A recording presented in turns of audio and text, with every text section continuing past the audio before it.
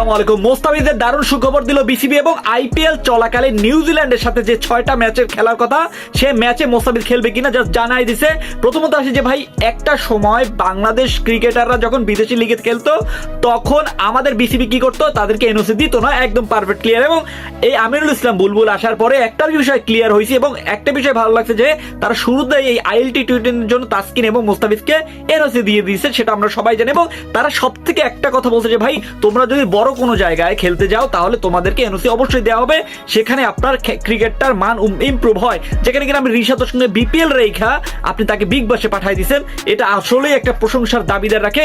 এখন কথা হচ্ছে, আইপিএল এ যখন মোস্তাফিজুর রহমান দিল্লির হয়ে খেলবে, যে কোনো দলের হয়ে খেলবে, তখন মোস্তাফিজ কি এনওসি পাবে কিনা। দেখেন, নিউজিল্যান্ডের প্লেয়াররা যখন বাংলাদেশের সাথে খেলবে তখন কিন্তু নিউজিল্যান্ডের সবাইকে এনওসি দিয়ে দিবে, কেননা তাদের আগে প্রায়োরিটি থাকে আইপিএল এবং আইপিএল এ কিছু টাকা পয়সা কামানোর জন্য। এটা কথা বাদ দেই, এখন কথা হচ্ছে মোস্তাফিজ চান্স পাবে। দেখেন ভাই, মোস্তাফিজ ছাড়া কি আর কোনো ক্রিকেটার বাংলাদেশে নাই যে এনওসি পাবে না?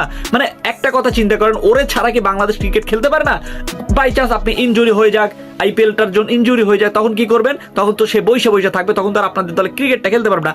আমিনুল ইসলাম বুলবুল একটা কথা বারবার বলে আসছে যে ভাই, আপনি যখন বড় জায়গায় খেলবেন, বড় মঞ্চে খেলবেন, তখন আপনাকে ক্লিয়ারেন্স দিয়ে দেওয়া হবে, এমনটাই এখন পর্যন্ত শোনা যাচ্ছে। এবং আইপিএল এ মোস্তাফিজুর রহমান এখন কোন দলে যাবে? দেখেন, বেঙ্গালুরুতে একটা বলার শট রয়েছে, বামহাতি বলার নাই, বেঙ্গালুরুতে একটা চান্স আছে, কলকাতার একটা বড় চান্স আছে, কারণ ওদের সাথে 64 কোটি টাকার মতো রয়েছে। চেন্নাইতে কেমন খেলে মোস্তাফিজ সেটা ধোনি ভালোভাবে, আর কেউ না জানলেও ধোনি ভালোভাবে জানে যে ভাই আমার মোস্তাফিজ এইভাবে খেলে। দেখেন, এখন আসি দিল্লির হয়ে, দেখেন দিল্লিতে তিনি অলরেডি আইএলটি টি20 কেমন পারফরমেন্স করতেছে, সেটা সেই মালিক ওখানে বৈশা গ্যালারিতে বৈশা দেখতেছে যে ভাই মোস্তাফিজ খারাপ করতেছে না, ভালোই করতেছে, তাকে আমার টার্গেটে রাখা উচিত। এবং মোস্তাফিজ এমন টার্গেটেই রয়েছে দিল্লির হয়ে খেলার কথা।